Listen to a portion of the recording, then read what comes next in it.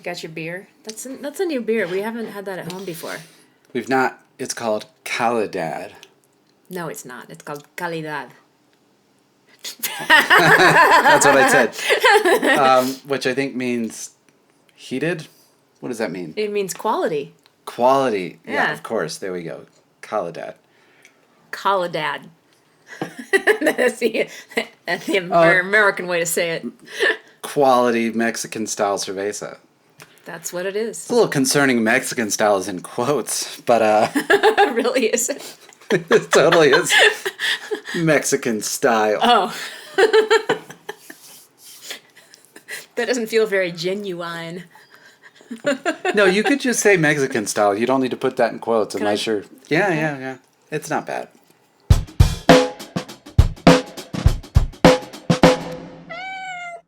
You know, I had a Coors Light. Coors Light. Coors Light Yeah. at the Duo gig. I don't think I've had a Coors Light since high school. Yeah. I actually liked it. I drank 2 of them. Yeah. Yeah, they're good. I mean, you know. It was like a good replacement for water. It's very close to water, which is most people's complaint. I kind of liked it. It was just so easy to drink. Like, not a ton of flavor, but no bad flavor. It was just like, yeah, nice and refreshing. Coors Light from Golden, Colorado. This podcast is sponsored by... Anyway. It feels like it never ends. We're always tired lately. Yeah, that is really gosh. true. We just have not caught up. Well, you slept until 1 o'clock this afternoon? Something like that? No, it wasn't that. It was at least noon. It was about noon, yeah. Because I went to the gym at like 12 or 12:30 and you were still asleep. Yeah. We have very different schedules. We have very different schedules, and in my defense, just trying to catch up a little bit. Yeah. Some of it is just being physically tired from moving gear and doing stuff in the yard, and. Mm-hmm. But then, yeah, we're like all go. Although August slowing down a bit. Yeah, in relative terms. Relative terms, yeah. So we're filling it with stuff. So we got past, the block of Petty Nick's gigs that we've been talking nonstop about. This week we focused on a duo gig that we had. It was like a backyard party for a friend of a guy who we did a backyard party for last year. Mm-hmm. That friend, who is also a water ski buddy of mine, John Waring. So John and Joanne Waring had a party in their backyard. They've done it more. Actually, we've played at their backyard parties more than once. And Chuck Whiteley, his friend, was at that last year's party and hired us to go play at his, and it was a great party. It was really fun. But beautiful, yeah. Yeah, down at Highlands Ranch. Given that we've been so busy with Petty Nick's stuff, we didn't even start rehearsing for this one until the week of the show. And it's been a year since we've done a duo gig. Mm-hmm. Which I guess, we should probably flesh out how we do the duo gig. Yeah. Which is partially... you put that beer so far away. Help yourself. Yeah. So part of the duo show is just... Hey.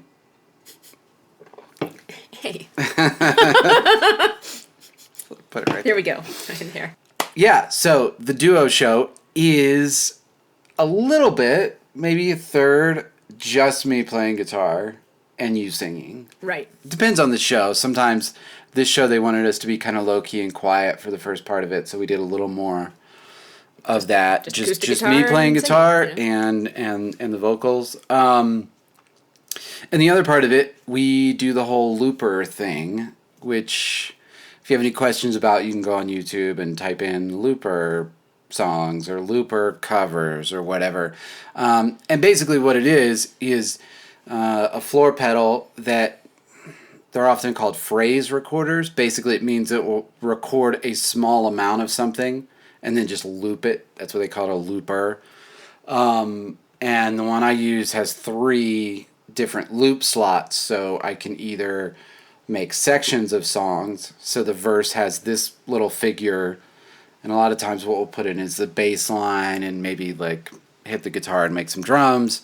And then you can either, each one of those 3 pedals can be a song section, or on other songs they are layers, so I can turn off and on the snare, or the high sound. Yeah, or we get to the second verse and I like kill the rhythm guitar strumming or kill the bass for the bass for the bridge. I just use an octave pedal to make my guitar move down into bass range. So basically, you're creating, in some cases, the sound of a full band. Not that it sounds like a band, right? But you're creating tones in the bass range. You're creating a kick beat, percussion, and a high snare So a lot of it sounds like you're hitting a drum, going, like doing a low and a high percussion Yeah, it's sound. hitting guitar noises. Yeah, but and then of course. And then multiple layers of guitar. Mm-hmm. So some rhythm, some figures, and then some lead. Right. And so, yeah. Yeah, so we might do Bittersweet Symphony. We might be over-explaining this, but Bittersweet Symphony, I start out with the little drum thing, and then I add in the string line that is the instrumental hook. Yeah, it's the melodic hook of the song. And then keep that in one loop, and then I move over and I add the bass line. And then I usually add a guitar rhythm layer playing chords. And then actually as we go on, I sort of keep adding more rhythm elements, playing the chords different places on the guitar. And then by the end, I don't really need to play anymore, which gives me the flexibility to solo over, and trade with your... Yeah. Which is what we do on Bittersweet Symphony. By the end of it, we're both kind of going off a little bit. So anyway, that's our formula for the duo gig. We do it once or twice a year. We're doing one in a few weeks. Yeah, it's 2 weeks. It's like a summertime only thing. I was talking to Alice the other day about, it's rough in one way, although this did come together in a week, so it's not like a bunch to complain about. But like, we do this like only in summer and we do it once or twice a year. So every year we have to kind of like rebuild the set and refigure out how to do it. Yeah. On the other hand, it gets faster every year and stuff. But the alternative would be taking a bunch of gigs that we don't want to do just to stay fresh on the technology. Yeah. I mean, we did do this duo thing more frequently for a while. We did. And I don't want to say gigs we don't want to do in like a bad negative way. It's just kind of like we don't want to add in a bunch more than we're already doing. Yeah. Just to do that. We're busy enough with other stuff now. Back when we were doing this more frequently and we were being booked by Doug Tackett at Alpine, right.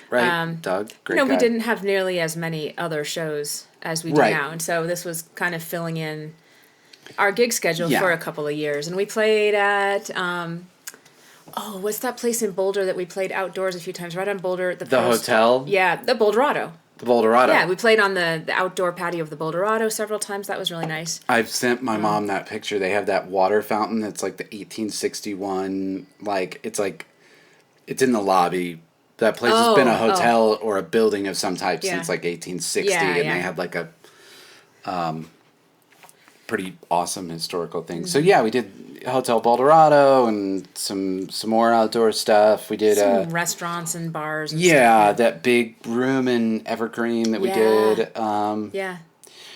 So we've done it. And it's interesting how it every year when you dust it off and try to learn it again, it all comes back quicker.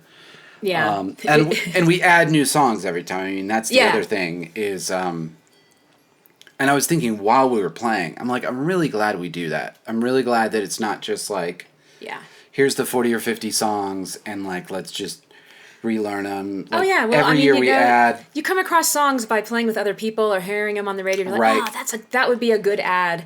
And then you drop the stuff that didn't work as well or that we didn't like as much. And so the whole thing just gets better slowly, very slowly. We only do it a couple times a year. Remember, we actually used to do the duo in February too. Yeah. There was an annual February gig we had. It was with a guy who was a fan of Adrienne back in the day. And he hired us as a duo just because he was a fan of us as a band. And he has a birthday party at his house. He's the Hungarian guy. And he lives here in Denver. You could finally I can't believe the whole time I was going, what are you talking about? Yeah, of course. Hungarian dude. Yeah. So he'd have this birthday party. His house would be packed full of people. Not a large house, nice guy. You know, I think he probably makes great money, not that it matters, but his house is pretty tight.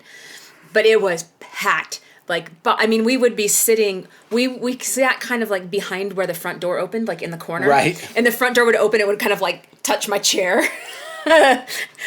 And there'd be people sitting, like right next to us, like a few chairs by the TV, and then the couch right there, and the coffee table right there, and then the kitchen was just shoulder to shoulder with people. Yeah. Tons of good food. There would be Hungarian goulash made. I was just thinking of goulash. Like usually like 3 different types of goulash, because I guess like just like any culture's food, everybody's got their version. So he would be like, this is my mom's visiting this year, so she's got her pot, but I have my pot because I like doing it this way. And those were fun. Food. Yeah. They were just really friendly people. So there were some, of course, Hungarian contingent, and then there was also just his friends from Denver. So it was a great mix of people. Just everyone really friendly.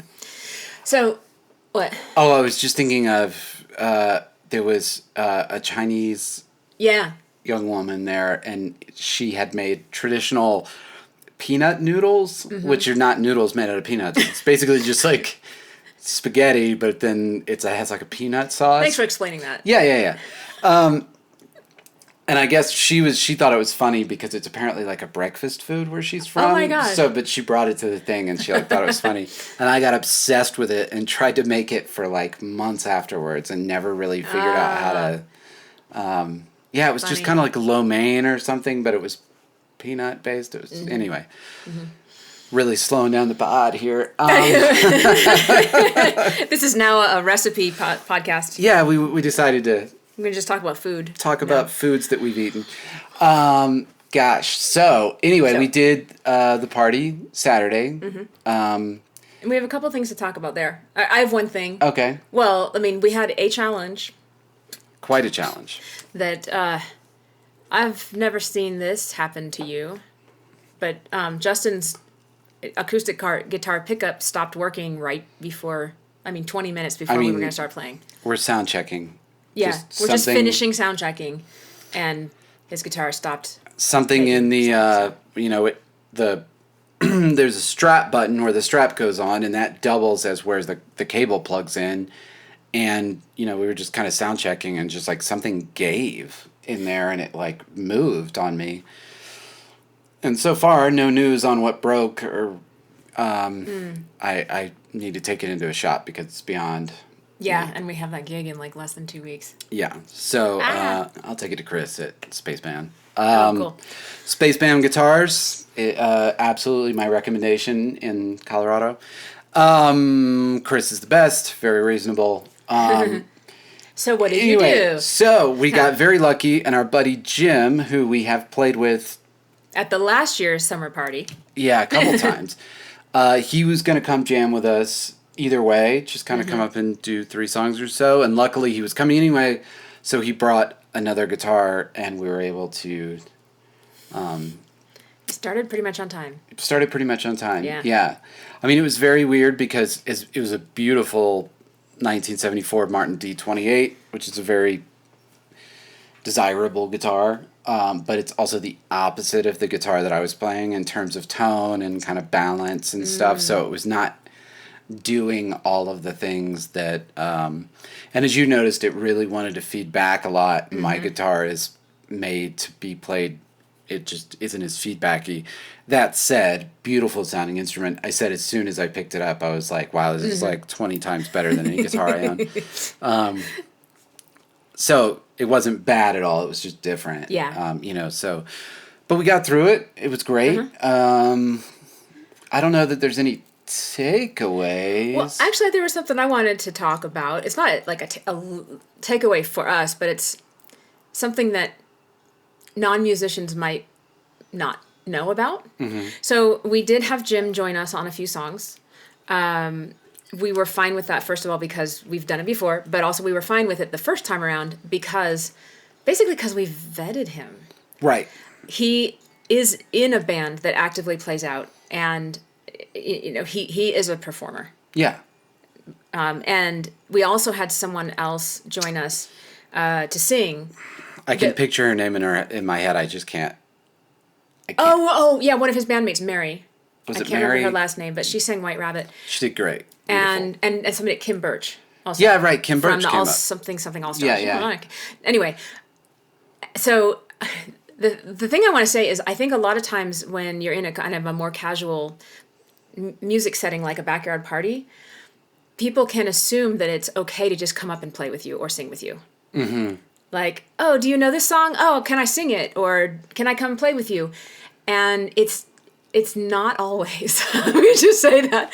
And it was totally fine with I mean, we planned all this in advance. We didn't plan Mary in advance, but since Jim was vetted and we'd played with him and we knew he was a musician and she was in his band, it was like, yes, we know we're not going to like have a train wreck. Yeah. But sometimes people get a few too many drinks in them and they're like, my friend plays guitar. Do you know Mustang Sally or something? Yeah. And especially with the loop situation, it's a little more brittle than just like campfire singing. It's not like, hey, let's all just play the song, goes sort of like this. You know, like things can break when you're on loops. Well, and I mean, it's worth saying too, not just being on loops, just having heard a song before in your life does not mean that you know it. And people are like, what do you mean you don't know Fortunate Son by CCR? Like, I could sing along to the chorus. I mean, if you put the record on, I can play along with it, but I can't like... Yeah. I mean, of course I could do Fortunate Son, but you know what I mean? The point is, you know, there's stuff that you've heard, but you're just like, you know, I've heard it a million times. I don't know the chords, you know? And so no complaining going on here tonight for once. For once. It was just something I thought about because there was actually I won't be any specific at all, but somebody else was volunteered to sing with us. And I was like, I don't know who this person is. I don't know if they actually sing. I don't know if they've ever performed before. I don't know the situation. So I was kind of like, yeah, it's a little tricky. You know, it might not go great. Well, and what people should remember is it's not really about us as musicians. It's that we are hired to do a job, which is to entertain people. Right. So it's not okay. It might not be okay. Might go great. Also, might not be okay with our boss. That's a good point. If someone comes up and messes things up or whatever. And that's even playing bars. People would come up all the time and be like, and it's like, no, you don't understand. We're hired to be here and we're hired to provide a certain level of entertainment. And we sort of need to do that. So, what else do we have? Oh, we shot a music video. Another one. Wow, things are coming around. Yeah. Near the beginning of this series, this is episode 24 now. Episode 24, that's amazing. I know. Yeah. It's 6 months, just about. So for the song, You Don't Want My Love, and in this one, I gathered my girlfriends. And the coolest thing was I did not realize how many girlfriends I have. I have no idea. I've always been the kind of woman or girl who had mostly guy friends. You know, I got along with guys, and I also had generally just like either really small groups of friends or just individual friends. I was that person in high school who would kind of jump around from clique to clique. Like I was a friend of one of the goth guys, and I was a friend of like one of the, I was on the track team, but like I had one close friend on the track team, and I had like one close friend in the AP, you know, math and science courses. And I was like, I wasn't part of a larger group. I just had individual friends mostly, and most of them were guys. And so I wanted only women in this music video, at least only female energy, because of what the song's about. Yeah. And so I started just inviting students and friends and, you know, fellow musicians and other teachers at Performance High to take part. And almost all of them said yes. It was a lot. I couldn't believe. So I think we had 9 or 10 people there, and there were 4 who wanted to come but couldn't the day of. Mm-hmm. But we may still shoot with them in a couple weeks when we reshoot. Yeah, I think we'll need some. Yeah, we still need to get a little bit more. But it was so much fun because it was mainly just dance in any way that you want to dance. So like some people were just like, and some people like me were like, blah, blah, like legs and arms everywhere. Right. And everybody was dressed differently. I said, you know, you can't go wrong. You can dress up, you can dress down, you can be crazy, you can wear pajamas, I don't care. Like, so there was everything from like sparkly, loud stuff to like jeans to flannel to a gym outfit. Yeah, the gym outfit. I love it. And it just like, this was an eye-opening experience on a number of levels. First of all, to see how many female friends I have now who came to support and wanted to do you this got a and gang. volunteered their time. I have this gang of like people I love and respect. Yeah. And another thing was how comfortable I've gotten with like not caring about anything that isn't worth caring about. Like I have no problem dancing like an idiot. No problem at all. Like I'll do it. I did it at the gig, the party. Yeah. We had a kids dance contest at the party. Yeah, we sure did. Yeah. There was like a little prize, and so there were like 6 or 7 little kids, and I was like, "Here's how I like to dance." And in front of the whole party, I did some like what style dancing, like arms and legs akimbo. Yeah. Because I don't know. I think it's fun. I don't care to be sexy anymore. I don't care because I'm confident. Like there's such a deep confidence in who I am now that I don't have anything to prove. And this weekend with these women and like kind of leading them, it's like be yourself and you are beautiful. It wasn't a fake everyone's beautiful the way you are. It was like I really feel that now. I love the variety of body types and styles and everything. Yeah. I don't know, finally settling into being my age, I guess. I guess I could have gotten here a long time ago, but I didn't. Yeah, I don't know.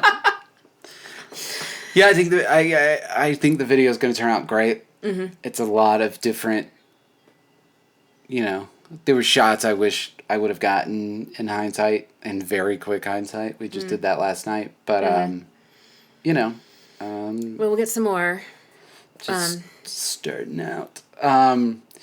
What's just starting out? Oh, me as a camera person. Oh, yeah. Yeah. Yeah. Not exactly the best at that. But everybody was amazing. Mm-hmm. Bridget it was so funny because I knew she could do it, and I made her be the comic relief for like, okay, act board and just walk out of the shot, and she would just like nail it. She could nail it. She would just immediately go like, "Oh, I got it," like, and just face is blank, like, and just like walk right out of the shot. Like, so. And then we had this one area where we had like, it was in the middle of a street with like this suburban backdrop of like power lines and an alley that's kind of all beat up. And we had each person stand there and like dance however they felt like dancing, twirling or, being sexy, whatever. And then you set Bridget in the same spot and you just had her check her phone. Yeah. Just like super bored. Just look at your phone like. She was great. It's going to be so much fun to edit. Yeah, so shot a music video, did a duo gig. I've been going to teen band every Monday night. Teen band. So I don't know if we've talked about that at all, but at Performance High we have a teen band that's running right now for 2 months, and we're about halfway through it, and I've been going just to play and sing whatever needs to be covered because not all of the teens are in town at the same time in the summer. Yeah, it's summer. It's rough. But we're doing it again in the fall. And it sounds like they're having an amazing time. They are. They're having so much fun. Yeah. Yeah. I hope their schedules allow them to continue if they want to, because I know that they do so many things between sports and school and family and... Yeah, kids these days. It's crazy. Yeah, it's really crazy. When I was young, I had something after school every single day. Just like these kids now. So, I had homework, but I also had like piano one day, and I had ballet one day, and I had horseback riding one day. Like, I did have a very full early schedule. We did a lot of stuff in the summer, but also like, that wasn't, like we rode the school bus home and hung out in the woods behind our house. I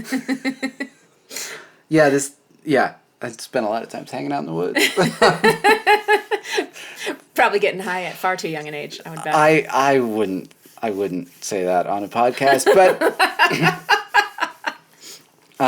whatever too young means to you. Yeah. Anyway, although I thought it was so interesting too that like all the kids at the dance off thing, when we did the little dance contest, like all these kids have like moves that they like know. It was almost like choreographed, and I was like, when I was an 8-year-old, I wouldn't have had the foggiest idea. There were a couple kids doing the caterpillar. They were doing like breakdance moves and like they were doing these. 3 girls did splits both directions. Yeah, and like they were side and front. And then they were like locking up on these. Like, I don't know if they were like watching Bollywood movies or what, but like TikTok. It's got to be TikTok. Oh, it's TikTok. I bet it is. Although TikTok. they're probably too young to be watching TikTok. I don't know. Who knows? Yeah. Did we have any lessons? From this week? I think takeaways for me, I have to say, I feel like I need to, not only the guitar breaking, but there were other technical issues with like running the mixer and all this stuff. And I think I really need to like buckle down and increase my levels of redundancy. Like stuff works and you have quality gear and you know how to work on it and fix it and all this stuff. And at the same time, there's just, you need a spare or, one item can't do 3 jobs. And so I think going forward, one thing I learned is I just really need to make sure there's another layer of redundancy, like another iPad to run the mixer, for example. Exactly. Yeah. Like if it, just there always needs to be a spare, whatever it is. Yeah. And that was a big takeaway for me. I mean, everything works until it doesn't. Right. So you get lulled into a real false sense of security until. You would always take at least two guitars to like all your no address gigs and your bar gigs in Florida and stuff like that. Oh, right? yeah, sure. Yeah. Sure. I just don't have 2 plug-in. I have 2 acoustic guitars, but they don't plug in. Yeah. They don't both plug in. So I guess I got to get another backup one of those. We've got to. For the one more gig we have as a duo. For the one more gig. Well, you'll use it for other situations. Listen, the point is I have to buy guitars. Yeah. I think that's... Oh, okay, I hear you. I hear you. And how many guitars do you need to buy? There's never enough, right? Just one this time. So, how about you? Anything? No, I have felt pretty... I'm in recovery mode. Still, which seems strange. I mean, it's funny to say that because for the first half of my life, I was a pretty serious athlete. I mean, not like Olympic or anything, but I did stuff in high school. I ran track and cross country, and then I did water skiing really seriously. And so when I say recovery mode, what comes to mind is like what recovery mode should be is like you really used your body. Like you've had 3 workouts a day for 7 days in a row, and you need like 10 hours of sleep and some good food, and you need to take a rest day. And so when I say I'm in recovery mode as a musician, I feel like a slacker. Like it hasn't been physically, like I haven't been lifting really heavy stuff a lot or running really fast a lot or anything like that. But there's an energy drain along with gigs that I don't think is quantifiable in the same way. We were talking about what if we do a lot more Petty Nicks gigs, because that's a possibility on the horizon. Yeah. What if we did like 90 Petty Nicks gigs a year? I don't know if I could bring the same intensity to all of them. If, for me to be in the real place that I am on songs like Rhiannon, Landslide, Edge of 17, where I am like, I'm going to 11 and I'm bringing that every time. Right. I don't know if I can do that often. It remains to be seen. I could, but I mean, right now I feel like I have to recover from gigs that way. Like the spiritual or psychic, or like you gotta emotional energy has to something going. Going. So I felt pretty kind of like nice and blah this week, just like sitting back and doing easy stuff, and I'm still in that mode. Oh, maybe we'll close with KCHB. Yeah. In letters, KCHB. She put out her first song from the EP we just finished yesterday, maybe. Oh, cool. And it's called Never Meant to Hurt You, KCHB. The letter K, the letter C. K, yep, HB. Song is Never Meant to Hurt You. It's on all the channels. I'm sure there's a YouTube. It being Casey, I don't remember off the top of my head. It's likely there's cursing in it, so if you don't want to hear any cursing, she's not the artist for you. But I've known her since she was in her mid-teens. She was one of my earliest students. Yeah, right. And we're still working together all the time. Yeah. And just put out an EP. I think she was literally the first production job I ever did in Colorado. You're right. Because she was working with a different producer that didn't work out. And Right. then I said, how about you try Justin? Yeah. And so, and we've put out another record. So, and this one was interesting. I didn't even realize, we're kind of pulling things together, and it takes place over a long amount of time. But as it turned out, I actually made all of the beats for this record, which I'm not really a beat maker producer, but like if I need to, I can. Mm-hmm. And so this record is all my beats. Cool. What I've heard is super cool. Yeah. I want to hear the whole thing, but I mean, I've heard songs kind of in various stages. Yeah, as I'm working on them, and yeah. I mean, Casey's always great. She's she's somebody. It's sad to say, it's rare, but like, Casey really has a real voice and a real individual voice. Mm-hmm. And she always has. Always like has. From the first lyrics that she shared with me. It's total inexperience, and I was like, this is your voice right here, like, no filter. Because it's coming from the real. Yeah, and because that's who she is in the world, too. It's not a developed voice. I mean, she's developed it over the years, but it isn't what it is because she developed it. Oh, because she made a voice that she wanted. Yeah, and she tried some stuff out, and people didn't respond that well, so she tried this other thing, and then found a middle. It's not that. It's like, she is exactly, when you hear her sing the songs, that's exactly who that person is. It's sort of amazing. It's my favorite thing to work with. Like, my number one favorite thing in artists is people who are just like, man, you're original and you are you, and I love that, Anyway, cool. KCHB. All right, go check out KCHB. Yeah. You want to sign this one off? You're going to have some editing to do. Yeah, lots of ums. You had the biggest one. Did I? Oh. Did I? Oh. Just wait till you go back. You always have these, Yeah, I'm terrible. I'm not saying I'm not terrible. I'm just saying you had the worst one tonight. Okay. I bet you had the most. Of course I had the most. I'm the worst. Look. Okay. We're getting silly. Thanks for listening. Thank See you you next week.